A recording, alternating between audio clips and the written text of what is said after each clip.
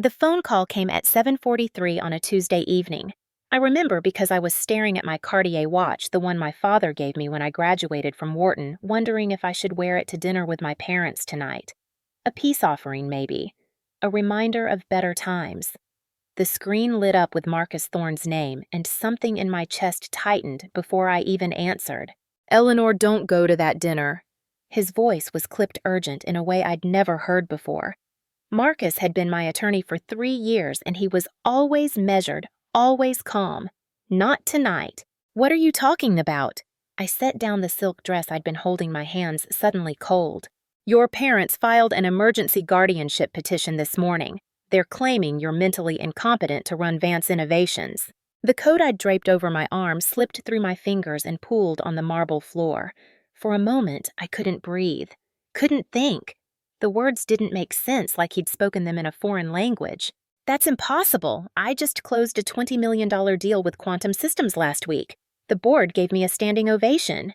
"I know, but they have 2 psychiatrist evaluations citing erratic behavior, poor judgment, and emotional instability. Eleanor, they're moving fast. If we don't respond immediately, they could freeze your access to company accounts within a week." I sank onto the edge of my bed, still holding the phone, still trying to process. My own parents. The people who raised me, who taught me everything I knew about business, who had built Vance Innovations from nothing. They were trying to take it away from me. They were trying to destroy me. Before we go any further, if you've ever felt betrayed by the people you trusted most, if you've ever had to fight for what's rightfully yours, hit that like button and subscribe. Drop a comment below telling me if you've ever had to stand up to family. Your story matters, and I want to hear it. Now let me take you back to where this nightmare really began. The story actually starts almost 2 years before that phone call, on a crisp October morning when I walked into the Vance Innovations headquarters as the newly appointed CEO. I was 29 years old, wearing a charcoal gray suit. I'd bought specifically for this moment, my hair pulled back in a sleek bun that made me look older, more serious, more worthy of the title embroidered on my office door. The press conference was scheduled for 10 in the morning. The boardroom was packed with journalists, photographers, industry analysts, and every major player in the tech world. My father stood at the podium, looking every inch the visionary founder he'd always been. Silver hair, perfectly styled, his Brioni suit fitting him like armor. My mother sat in the front row, elegant in cream silk, her smile warm and proud. At least that's what it looked like to everyone else. "Today marks a new chapter for Vance Innovations." My father began, his voice carrying that commanding tone that had built an empire. "For 40 years, my wife Victoria and I have poured our hearts into this company.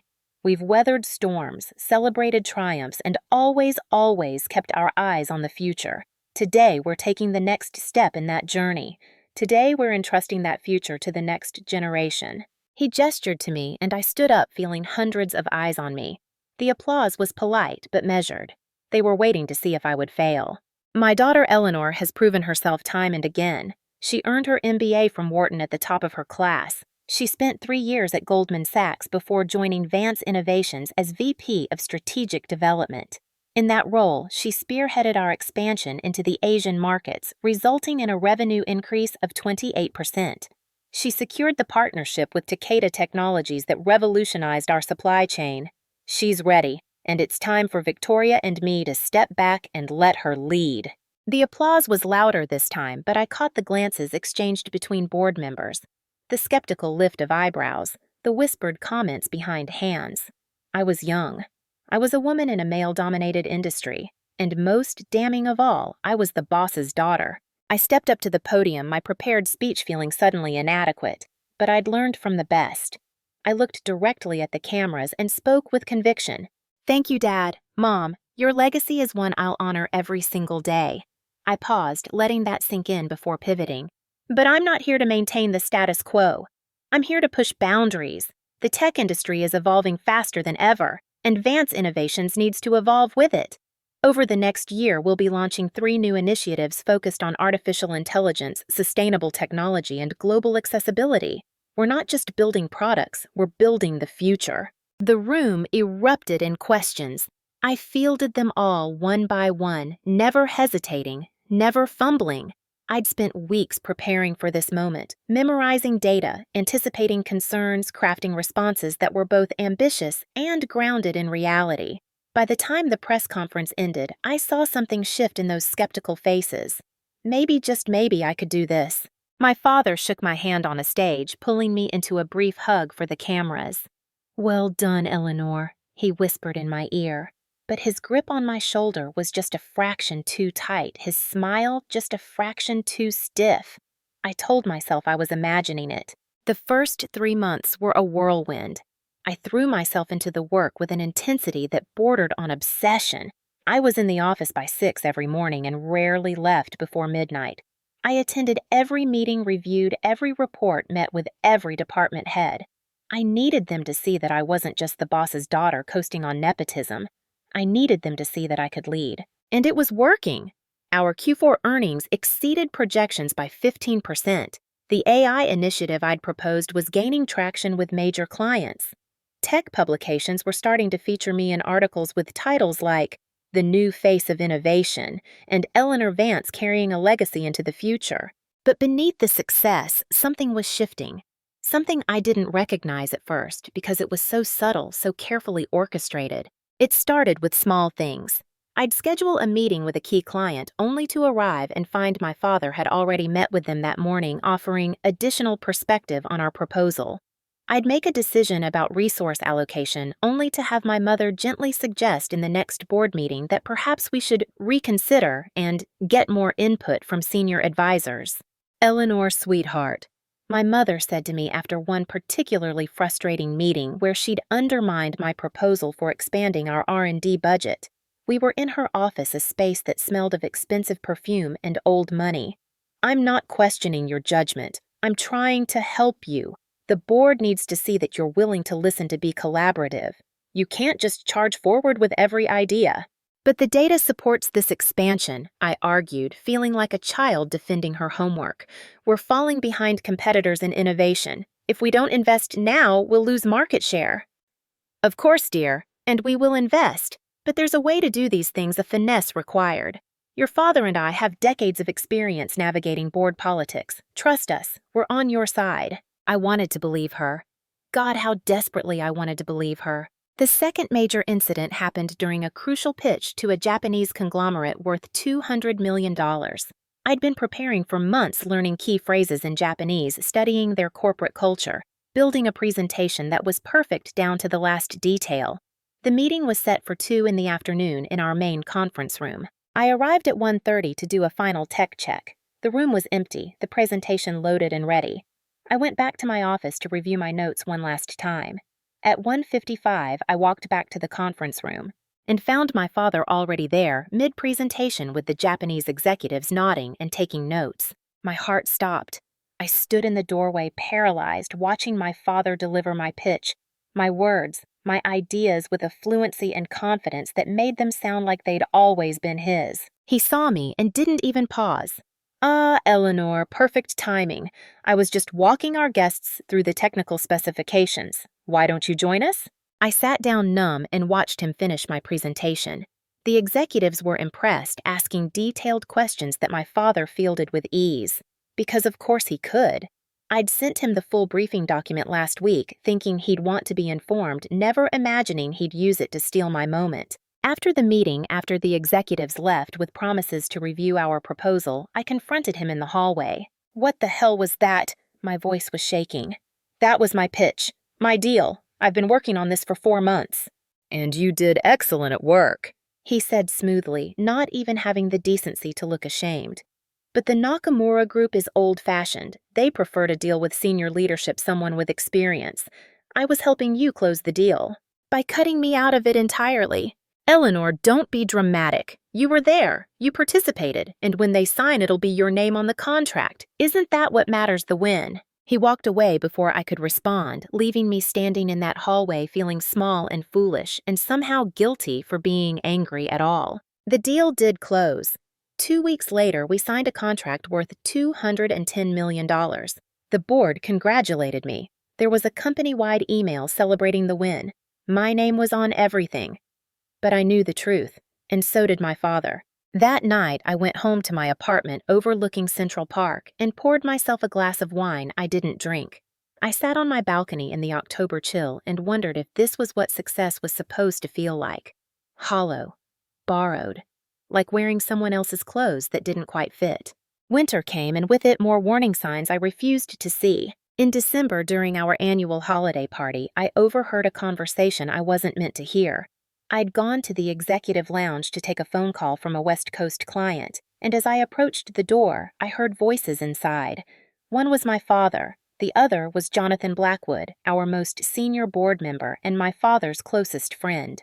"She's doing well, all things considered," Blackwood was saying. "Better than I expected, honestly." "Yes, she's exceeded some benchmarks," my father replied. His tone was measured, careful. "But there are concerns. She's impulsive, pushes too hard on certain initiatives without considering the broader implications. The board's noticed. Nothing that experience won't fix. Perhaps. Or perhaps she's reached her ceiling." There was a pause, the clink of ice in glasses. "Victoria and I have been discussing contingencies. If Eleanor continues down this path, if she keeps alienating key stakeholders with her aggressive approach, we may need to intervene." "Intervene how?" "We're exploring options. Nothing definitive yet, but we can't let the company suffer because of misplaced loyalty." I stood frozen in the hallway, my phone still pressed to my ear, though the client had already hung up. Misplaced loyalty. They were talking about removing me. My own parents were planning my downfall, and they spoke about it with all the emotion of discussing quarterly earnings. I didn't go into the lounge. I went back to the party, smiled at all the right people, gave a toast about teamwork and family and legacy, and I started paying attention in ways I hadn't before. January brought the first board meeting of the new year, and with it my first real test. I'd been working on a proposal to acquire a smaller tech startup called Meridian Systems. They'd developed a revolutionary encryption algorithm that would put us years ahead of competitors. The price was steep, $60 million, but the strategic value was undeniable. I'd run the numbers 100 times. This was the right move. I presented to the board with confidence, walking them through the financials, the market analysis, the integration timeline. I'd prepared for every possible question, every conceivable objection. "This acquisition positions us as the leader in cybersecurity," I concluded. "It's not just about the technology, it's about the message we send to the industry. Vance Innovations is innovative, aggressive, and forward-thinking. This is exactly the kind of move that defines market leaders." The room was quiet. Then my father cleared his throat. "Eleanor, this is certainly ambitious." His smile was indulgent, almost paternal. "But I think we need to consider the risks more carefully. $60 million is a significant investment. Have we fully vetted Meridian's financials, their client retention rates, the stability of their leadership team?" "Yes," I said firmly. "It's all in the briefing documents I sent last week. Their financials are solid. Client retention is at 92%, and their CEO has agreed to stay on for the transition period." "And yet," my mother chimed in, her voice gentle as always, "we've heard concerning rumors about some of Meridian's business practices. Nothing confirmed, of course, but in this climate we can't afford even the appearance of impropriety." "What rumors?" I demanded. "I've done extensive due diligence. Their reputation is pristine." "Perhaps you should do more diligence," suggested Thomas Whitmore, another board member and a longtime ally of my parents. "I've heard similar concerns. It might be wise to table this discussion until we can investigate further." I looked around the table. Several board members were nodding. Others avoided my eyes.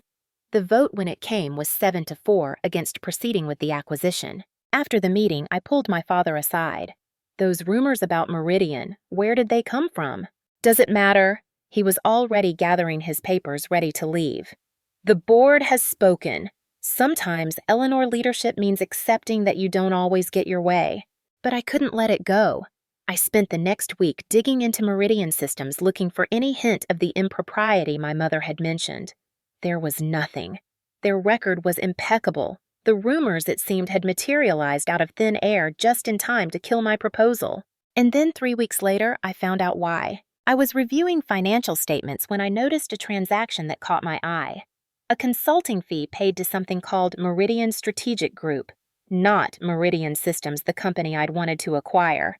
A different entity entirely. The payment was for $45,000 coded under Strategic Advisory Services. I pulled up more records. There were other payments to Meridian Strategic Group.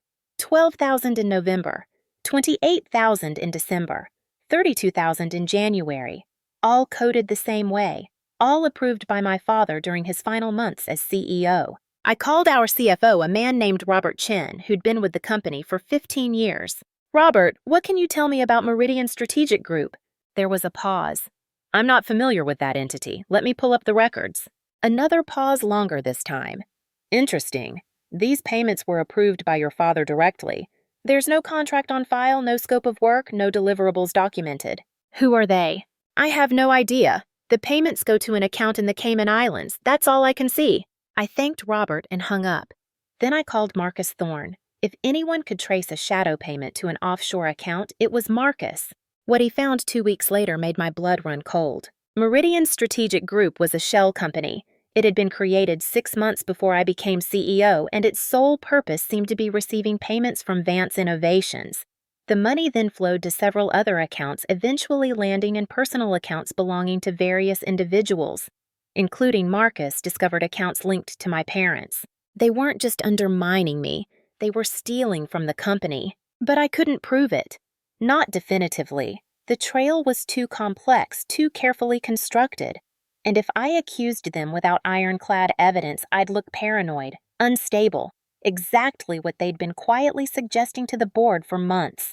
I sat on the information gathering more evidence building a case, and I watched my parents more carefully than ever before. February was when things started to accelerate. I noticed my mother having lunch with board members I'd thought were loyal to me. I saw my father in quiet conversations with department heads, conversations that stopped the moment I approached. I found out that several key employees had been offered retention bonuses funded through a discretionary account my parents controlled. They were building something, a network of loyalty that bypassed me entirely. In March, I made a decision that I thought would change everything. I fired Gregory Mason, our chief technology officer. Greg had been with Vance Innovations for 12 years, and he'd been a disaster for the last 6 months. Projects were delayed, budgets were ballooning, and his team's morale was at an all-time low. Every metric showed he needed to go. But Greg was my father's hire. Greg had been his protege, and my father was furious. "You fired Greg Mason without consulting me!" He barged into my office the morning after I'd made the announcement, his face red with anger. "Do you have any idea what you've done?" "I fired an underperforming executive," I said calmly, though my heart was racing. "It's my job. Your job is to run this company, not destroy it." Greg was working on critical projects that required his specific expertise, projects that were 6 months behind schedule and $2 million over budget.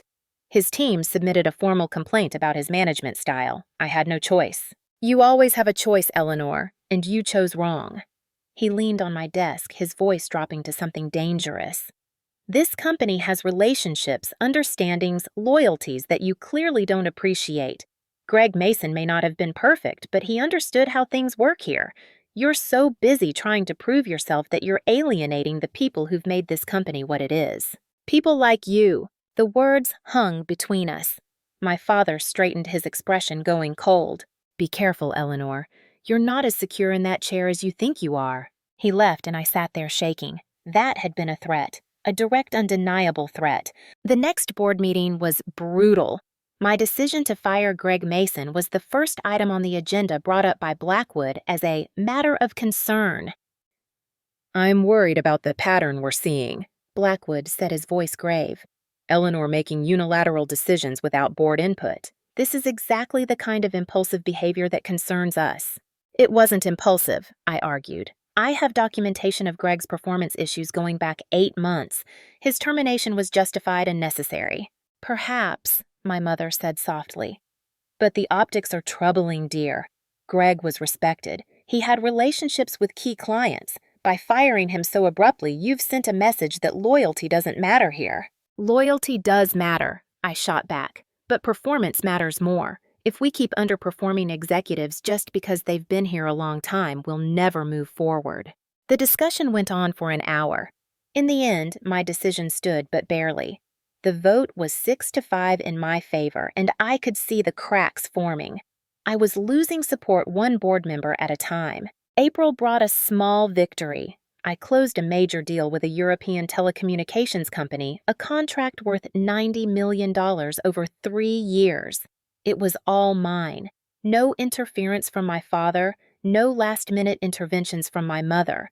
Just me, my team, and months of hard work paying off. The company celebrated. There were congratulatory emails, press releases, and another feature article, this time in the Wall Street Journal, with a photo of me in my office looking every inch the confident CEO I was trying so hard to be. But even that victory felt hollow when I overheard 2 junior executives talking in the break room. "She got lucky with that deal," one of them said. "Right place, right time." "Yeah, well, let's see if she can keep it up. My bet is Richard steps back in before the end of the year. You don't really think they'd leave the company to her permanently, do you?" I walked away before they could see me, but their words echoed in my head for days. Was that what everyone thought, that I was a placeholder, a temporary solution until the real leaders decided to take back control? May was when I found Samantha Green's first warning. Samantha was a financial analyst barely 26 years old who worked 3 floors below mine. I knew her name from reports, but couldn't have picked her out of a lineup. She'd been hired 2 years ago, fresh out of Columbia, with a degree in economics and a reputation for finding patterns in data that others missed. She appeared at my door one afternoon, pale and nervous, clutching a manila folder like it was evidence of a crime.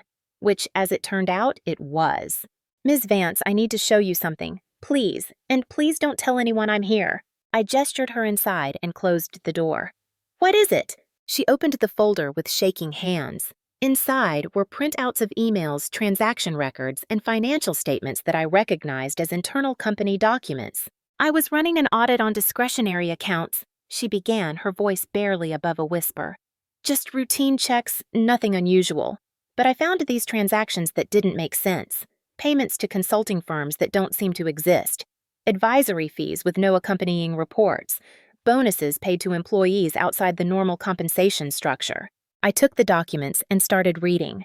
My hands began to shake as I recognized the patterns. Payments to Meridian Strategic Group, payments to half a dozen other entities with vague names like Global Advisory Partners and Strategic Consulting Associates. All of them in round numbers. All of them approved by my father or more recently by my mother using her senior advisory privileges. "Have you shown this to anyone else?" I asked. "No." I wasn't sure who to trust, but Ms. Vance, you need to see this. She pulled out another document. "This is an email I found in the shared drive. It was accidentally copied to a distribution list that included me. The email was from my mother, dated 2 weeks ago.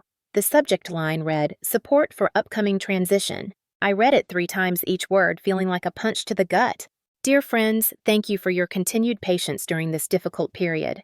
As you know, Richard and I remain deeply committed to Vance Innovations and its future. While we had hoped Eleanor's leadership would provide the stability we all desire, it's become clear that the challenges facing our industry require more experienced guidance. We are currently exploring options for ensuring the company's long-term success, and we want you to know that your loyalty will not be forgotten. Compensation adjustments will be made accordingly once we have established more stable leadership structures. Your discretion in this matter is as always appreciated. With warmest regards, Victoria Vance." "This is a bribe," I said quietly. "She's buying loyalty." "Yes, ma'am. And there are more emails like this. All carefully worded, all deniable if anyone questions them, but the implication is clear. They're planning to remove you." I looked at Samantha, this young woman who'd risked her career to bring me this information. "Why are you telling me this?" Her eyes met mine, and I saw steel beneath the fear. "Because you gave me a chance when no one else would. I applied to 50 companies after graduation. 50. You were the only one who even interviewed me. You saw something in my resume, something everyone else missed. And when you hired me, you told me that Vance Innovations valued merit over connections, talent over tenure. You meant that. I could tell. And what they're doing to you, it's wrong. It's just wrong." She left before I could thank her properly, slipping out of my office like a ghost. But her courage lit something in me that had been dimming for months. If a junior analyst could risk everything to stand up for what was right, I could damn well fight for what was mine. That night, I called Marcus and told him everything. Everything I'd been holding back, every suspicion, every piece of evidence I'd been collecting. We talked until 3 in the morning, building a strategy, preparing for a war I'd hoped I'd never have to fight. Eleanor, Marcus said finally, his voice heavy with concern. If we do this, if we go after them, there's no going back. Even if you win, you'll have destroyed your relationship with your parents. Are you prepared for that? I thought about all the times I'd made excuses for them. All the times I'd told myself I was overreacting, being paranoid, imagining slights that didn't exist. I thought about that little girl who'd idolized her father, who'd wanted nothing more than to make her parents proud. I don't have a relationship with my parents anymore, I said quietly. I have a relationship with two people who are trying to destroy me. There's a difference. June arrived with unseasonably warm weather and the growing sense that something was about to break. I could feel it in every board meeting, every corporate event, every interaction with my parents. We were all circling each other predators, waiting for someone to make the first move. I hired a private investigator. His name was Daniel Cross, a former FBI agent who specialized in corporate fraud. I gave him everything I had, the transaction records, the emails, the shell companies. 3 weeks later, he came back with a report that was even worse than I'd imagined. The embezzlement went back years, not months. It had started small during my father's tenure as CEO, just a few thousand here and there coded as legitimate expenses. But in the year since I'd taken over, it had exploded. Hundreds of thousands of dollars flowing out of company accounts into offshore entities that eventually led back to personal accounts controlled by my parents. They're not just stealing, Daniel told me in his office, a sparse room in Midtown with none of the polish I was used to. They're systematically draining company resources while simultaneously undermining your authority. It's a coordinated attack. Can you prove it in court? With what we have now, it's circumstantial. Good enough to raise serious questions enough to trigger an investigation. But to convict, we'd need more. Bank records testimony from the people receiving payments, documentation of the shell company's true ownership. How long would that take? Months, maybe years if they've covered their tracks well, which it looks like they have. I left his office feeling defeated. I had evidence, but not enough.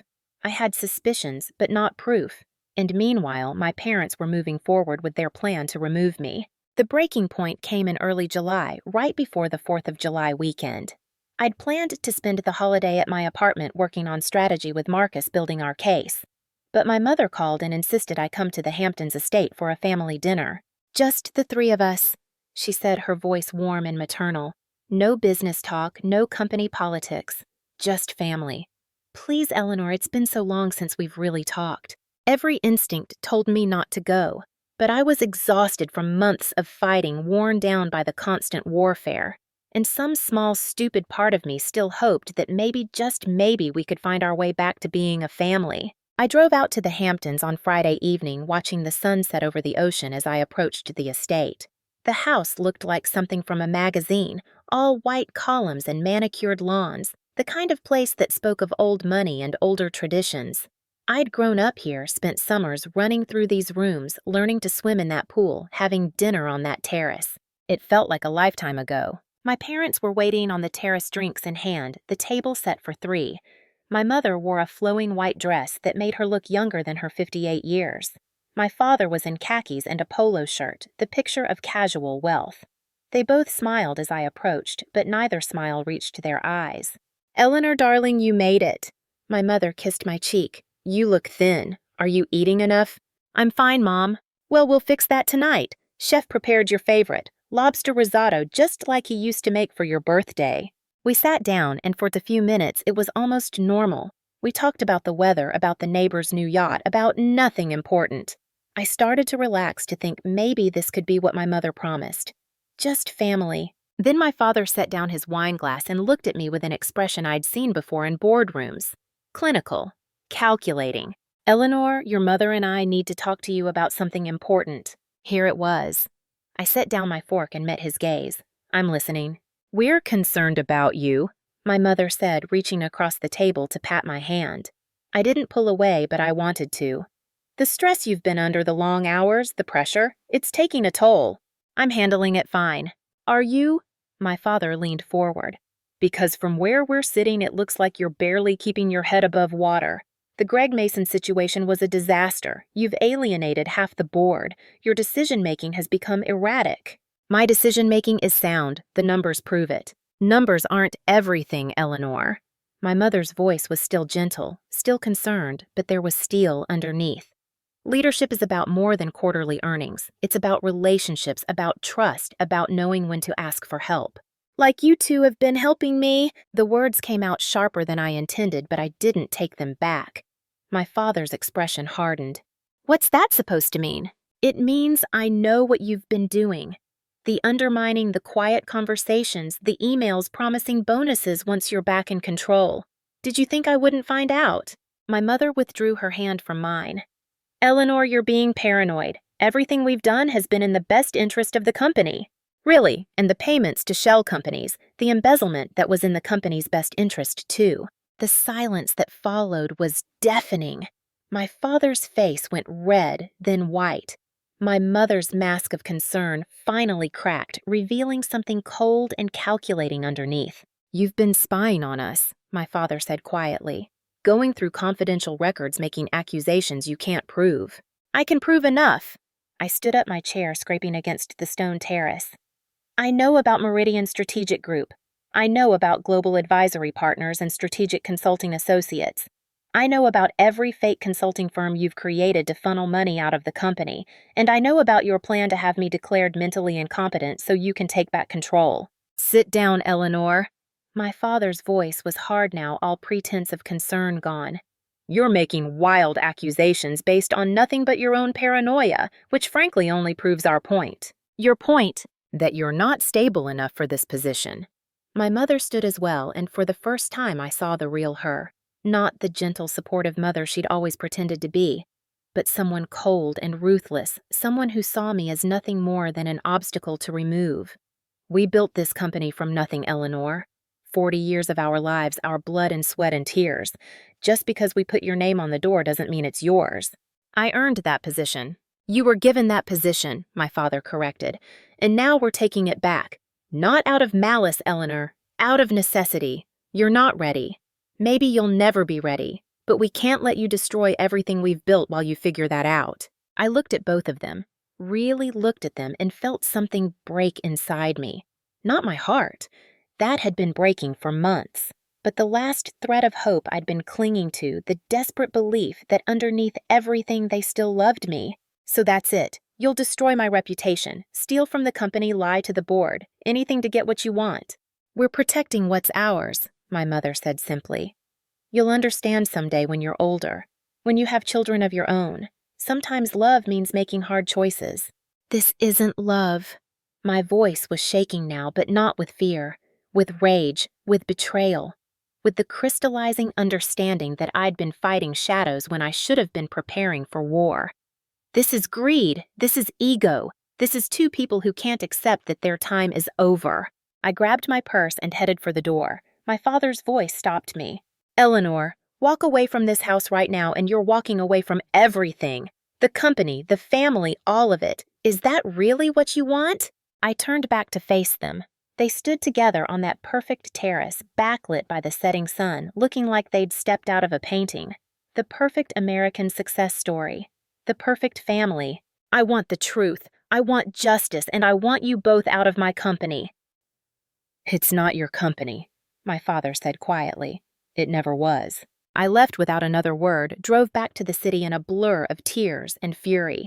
But by the time I pulled into my parking garage, the tears had stopped. I called Marcus from my car, my voice steady and cold. They're going to file the guardianship petition, soon, maybe as early as next week. How do you know? Because they just declared war, and they don't declare war unless they're ready to win. The next week was a flurry of preparation. Marcus and I worked around the clock, gathering evidence, building defenses, preparing for every possible scenario. I had Daniel Cross dig deeper, push harder, find anything that would prove what my parents were doing.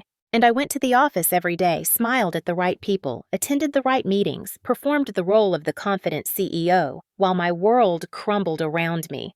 Because I couldn't let them see me break. Couldn't give them any evidence of the instability they were claiming. The call from Marcus came on a Tuesday evening, and that's where we started, with me standing in my apartment holding that phone, watching my world end and begin at the same time. After I hung up with Marcus that first night, I didn't sleep. I sat in my apartment surrounded by the trappings of success, the designer furniture, the original artwork, the floor-to-ceiling windows overlooking Central Park, and I planned. By dawn, I had a strategy. Not just a legal defense, but a counter-offensive. If my parents wanted to play dirty, I could play dirty too. If they wanted to make this public to drag our family drama into court, I would make sure everyone saw exactly who they really were. The first thing I did was call an emergency meeting with my most trusted department heads, not the entire executive team. I couldn't risk word getting back to my parents before I was ready. Just 5 people: Robert Chin from finance, Jennifer Park from legal, Michael Torres from operations, Sarah Williams from HR, and James Mitchell from IT. I gathered them in a conference room at 7 in the morning before most of the office had arrived. They looked confused, concerned, and more than a little nervous. "Thank you for coming," I began. "What I'm about to tell you doesn't leave this room. Not yet. In approximately 48 hours, a story is going to break that will affect this company, our stakeholders, and everyone who works here. My parents have filed a guardianship petition claiming I'm mentally incompetent to lead Vance Innovations." The room erupted in shocked exclamations. I held up my hand. "It's a lie! A calculated attack designed to remove me and reinstall them as leadership. But here's what they don't know. I have evidence of systematic financial fraud. For the past 3 years, Richard and Victoria Vance have been embezzling from this company through a network of shell corporations. I'm going to need each of you to do something for me, something that will protect this company and everyone in it." I laid out my plan. Robert would quietly secure all financial records related to the suspicious transactions. Jennifer would prepare cease and desist orders and document every piece of legal ammunition we had. Michael would ensure that all critical operations continued smoothly, regardless of what happened in the courts. Sarah would prepare to handle the inevitable media storm and employee concerns. And James would lock down all digital access, making sure my parents couldn't delete or alter any electronic records. "This is going to get ugly," I told them. "It's going to get public and it's going to get personal. If any of you want out, I understand, but I need to know now." They looked at each other. Then Jennifer spoke up. "We're with you, Eleanor. What they're doing is wrong and everyone knows it. You've been good to this company, good to us. We're not going to let them destroy that." One by one, they all nodded, and for the first time since Marcus's call, I felt something other than panic and betrayal. I felt hope. Over the next 2 days, we worked in secret building my defense while maintaining the illusion of business as usual. I attended meetings. I returned calls. I smiled and made small talk. And every free moment I was with Marcus preparing for battle. The guardianship petition was officially filed on Thursday morning. By noon, it was all over the financial news. "Tech heiress deemed unfit by parents," read one headline. "Family drama at Vance Innovations," proclaimed another. My phone exploded with calls from reporters, concerned board members, and vultures smelling blood in the water. I ignored them all and focused on the one thing that mattered: winning. The preliminary hearing was scheduled for the following Monday. The weekend was torture. I stayed in my apartment working with Marcus, reviewing medical records, practicing my testimony, and trying not to think about the fact that my parents were out there somewhere preparing to testify that I was mentally unfit to run my own life. On Saturday afternoon, something unexpected happened. My phone rang with an unknown number. I almost didn't answer, but something made me pick up. "Ms. Vance, this is Dr. Harrison Caldwell. I'm one of the psychiatrists who provided an evaluation in your parents' petition." My heart stopped. "I am listening. I need you to know that I never examined you, never met you, never spoke to you. I was provided with written materials and asked to assess your mental fitness based solely on those documents. I've been a psychiatrist for 30 years and I've never done something like this before. But the fee was substantial and I was assured it was standard procedure for guardianship cases." "It's not standard procedure." "No, I've since learned it's not. Ms. Vance, I've reviewed the materials more carefully over this weekend and I can't in good conscience allow my name to remain on that evaluation. The documents I was given were cherry-picked, taken out of context, and in some cases outright fabricated. I'm withdrawing my evaluation, and I'm prepared to testify that the assessment was conducted under false pretenses." I could barely breathe.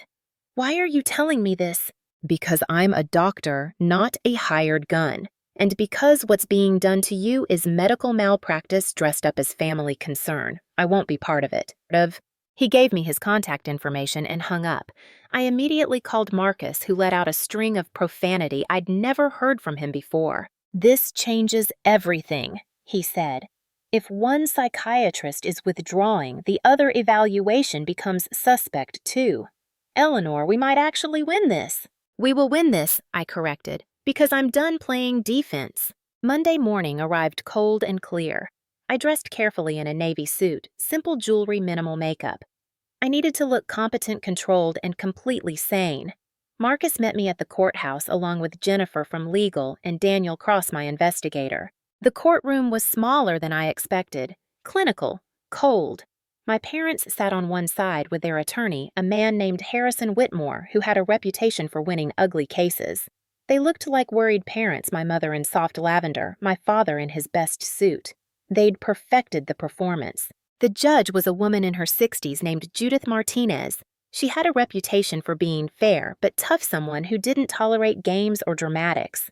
I prayed she'd see through my parents' act. The hearing began with Whitmore's opening statement. He painted a picture of a young woman overwhelmed by responsibility, making erratic decisions, showing signs of mental instability. He presented the remaining psychiatric evaluation, though not without objection from Marcus about Dr. Caldwell's withdrawal.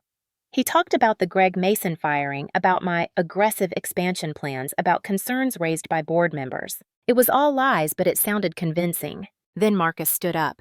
He didn't raise his voice. He didn't need to. He simply presented the facts one after another, building an irrefutable case.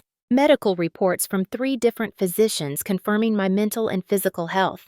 Financial statements showing the company's unprecedented growth under my leadership, revenue up 42%, stock price at an all-time high, 3 major contracts secured in less than 2 years. Testimonials from clients praising my professionalism and vision. Video footage of my presentations at industry conferences showing a woman who was articulate, confident, and undeniably competent. And then the bombshell. "Your Honor," Marcus said, his voice calm and measured.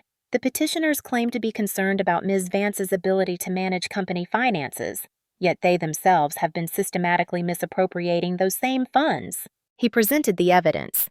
Transaction records showing hundreds of thousands of dollars flowing to shell corporations. Email chains revealing the scheme. Bank records Daniel had managed to obtain showing where the money ultimately landed.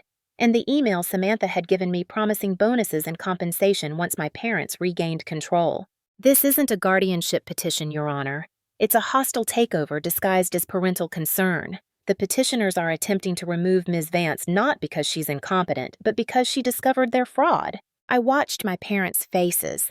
My mother's composure cracked first, her hand going to her throat, her eyes widening. My father's jaw clenched so hard I thought his teeth might shatter.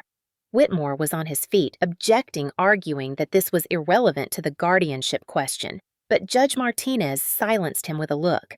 "Mr. Whitmore, sit down. I want to hear this." Marcus continued methodically presenting each piece of evidence, connecting the dots, showing the pattern of embezzlement and conspiracy. When he finished, the courtroom was silent. Judge Martinez removed her glasses and looked directly at my parents. "Mr. and Mrs. Vance, you've accused your daughter of being mentally incompetent to run a company. Yet the evidence shows she's increased company revenue by 42%, secured major contracts, and maintained strong relationships with clients and investors. Meanwhile, you've been using company funds to finance your legal action against her. Is that correct?" My father stood up, his face red. "Your Honor, if I may explain." "Sit down, Mr. Vance." The judge's voice was ice. "I've heard enough. The petition for emergency guardianship is denied. Furthermore, I'm ordering a full investigation into the financial irregularities Mr. Thorne has brought to light.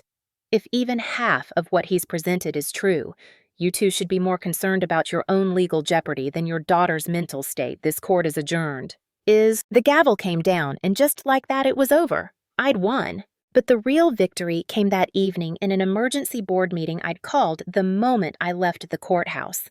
Every member of Vance Innovation's board of directors sat around the conference table, their faces grave. I'd sent them all the evidence an hour earlier. They'd had time to review it, time to understand what had been happening under their noses. Marcus presented the case again more thoroughly this time. He showed them everything: the shell companies, the embezzlement, the emails, the attempted bribery. He walked them through every transaction, every lie, every manipulation. When he finished, the room was silent. Then Blackwood, my father's oldest friend, spoke up. "I've known Richard Vance for 40 years, he said, his voice heavy. "I stood at his wedding. I was there when Eleanor was born. I've considered him not just a colleague, but a brother." He paused, looking down at the documents in front of him.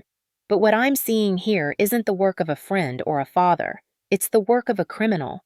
I move that we remove Richard and Victoria Vance from all positions within this company, effective immediately." "I second," said Margaret Chin, another board member who'd always been friendly with my mother. The vote was unanimous. 12 hands raised, not a single dissent. My mother tried to speak, her voice breaking.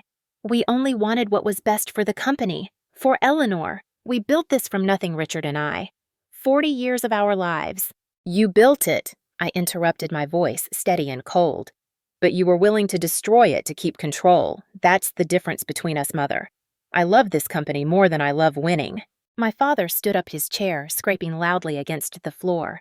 He looked at me with something I'd never seen before in his eyes. Not anger, not disappointment, but a kind of bewildered hurt, as if he genuinely couldn't understand how this had happened. "You're making a mistake, Eleanor," he said quietly. "Someday you'll understand what we were trying to do." "I understand perfectly," I replied. "You were trying to save yourselves at my expense. Now get out." They were escorted from the building by security. I watched them go, two people who looked suddenly old and small, their power stripped away, their masks finally removed. I felt no triumph, no satisfaction, just a hollow sense of completion. The weeks that followed were a whirlwind. The story broke everywhere: major newspapers, business journals, network news. "Tech heiress fights off parental coup," read the headlines. "Eleanor Vance exposes family fraud." I gave one interview, carefully scripted with Marcus's input, where I explained that the company was stronger than ever and that we were focused on moving forward. The investigation Judge Martinez ordered led to criminal charges. My parents hired the best defense attorneys money could buy, but the evidence was overwhelming. They ended up pleading guilty to embezzlement and fraud, receiving probated sentences and massive fines. They lost everything: their positions, their reputations, their standing in the industry they'd helped build. I should have felt vindicated, but mostly I just felt tired. 2 months after the board vote, I stood in my office at dawn, looking out over the city as it woke up. The sun was rising over the East River, painting the sky in shades of gold and pink. It was the same view I'd had the day I became CEO, but everything felt different now. There was a knock on my door. It was Samantha Green, the young analyst who'd risked everything to help me. "Ms. Vance, do you have a minute?" "Of course, and Samantha, call me Eleanor." She smiled, still nervous, but more confident than before. "I wanted to thank you for believing me, for fighting back. And I wanted you to know that everyone here, all of us, were with you. What you did took courage." "What you did took courage," I corrected. "You could have stayed quiet, kept your head down, but you didn't.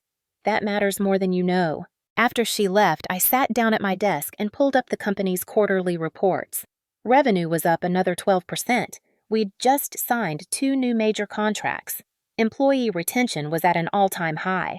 By every measurable metric, Vance Innovations was thriving. I'd won the war, but the cost had been everything I thought I wanted. The board meeting that afternoon was routine, but there was one item of new business. Blackwood stood up at the end, clearing his throat. "I'd like to propose something," he said. "For years, this company has carried the Vance name as a tribute to its founders. Given recent events, I think it's time we considered a rebrand, something that reflects our future rather than our past." "No," I said firmly. Everyone looked at me in surprise. "The name stays. Richard and Victoria Vance built this company from nothing, and that achievement shouldn't be erased because they made terrible choices later. But the name represents more than just them now. It represents everyone who works here, everyone who believes in what we're building. It represents the idea that we can be better than our worst mistakes." Blackwood nodded slowly. "Then perhaps we add something. Vance Innovations building tomorrow?" The vote was unanimous. 3 months later, I did something I'd been avoiding. I went back to the Hamptons estate. My parents had put it on the market, unable to afford the upkeep after their legal troubles. I'd bought it anonymously through a shell company, not because I wanted it, but because I couldn't stand the thought of strangers living in the house where I'd grown up. I walked through the empty rooms, my footsteps echoing on marble floors. The furniture was gone. The artwork sold, every trace of the life we'd had here erased. I stood on the terrace where we'd had that last dinner, looking out at the ocean, and I let myself grieve. Not for my parents. They'd made their choices and faced the consequences. But for the family we could have been. For the little girl who'd worshipped her father and wanted nothing more than to make her parents proud. For the fantasy of unconditional love that had never really existed. My phone rang. It was Marcus. "Eleanor, we just got word. The Department of Justice is dropping their investigation. Your parents' plea deal holds, and the case is closed. It's officially over." "Thank you, Marcus, for everything. You did the hard part. I just kept the paperwork in order." After I hung up, I sat down on the empty terrace and watched the sunset over the ocean. The house would be torn down next month. I'd already given the order. In its place, I was building something new, a retreat center for young women entering the tech industry, a place where they could learn, grow, and find mentors who would actually support them instead of tearing them down. I would call it the Eleanor Vance Center for Innovation and Leadership, not because I wanted my name on a building, but because I wanted other women to know that you could survive betrayal and still build something beautiful, that you could lose your family and still find your strength. The next day, I went back to the office for what had become my favorite ritual, the Monday morning all-hands meeting.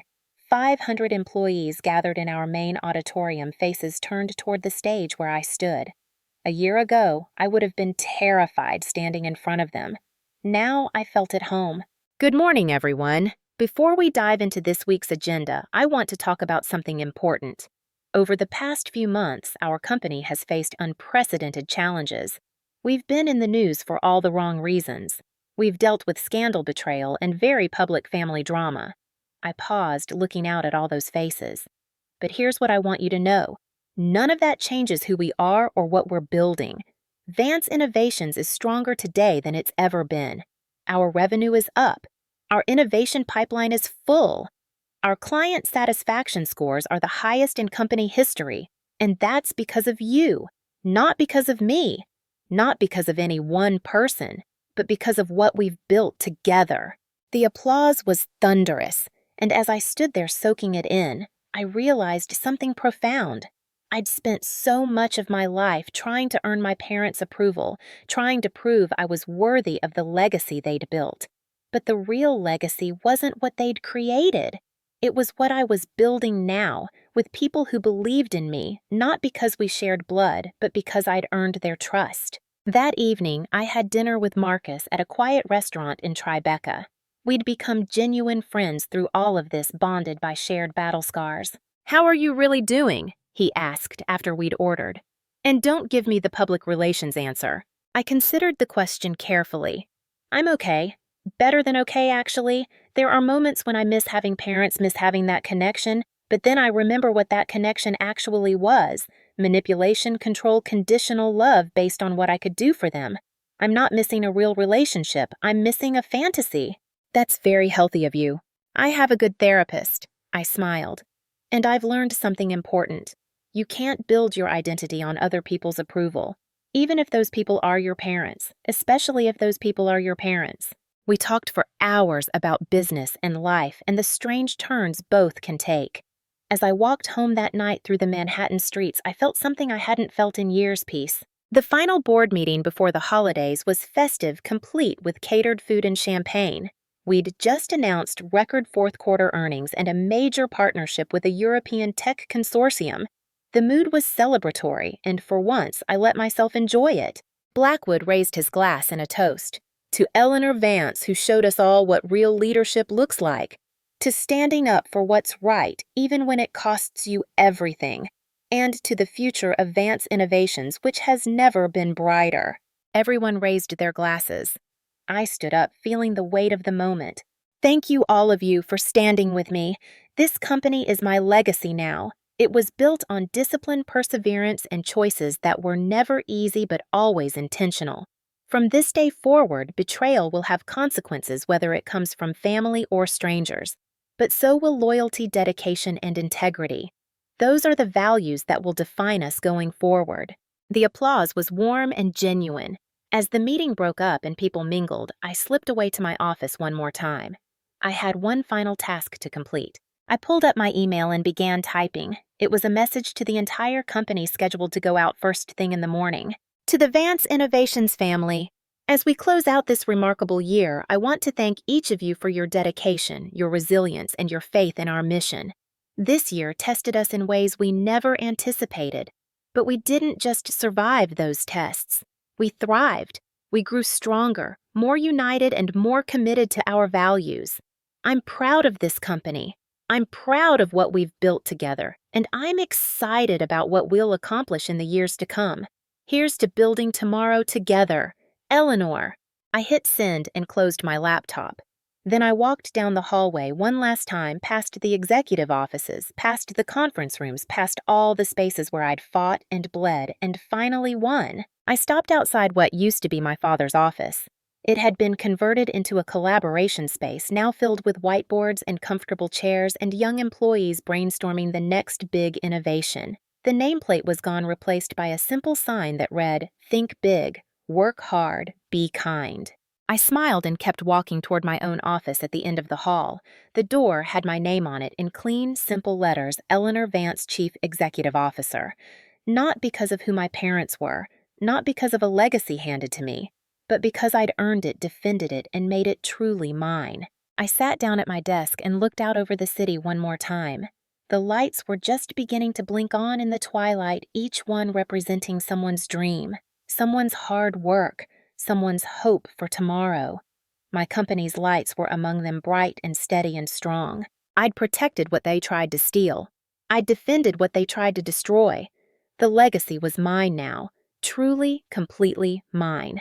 And I was just getting started. Sometimes the greatest act of love is knowing when to walk away.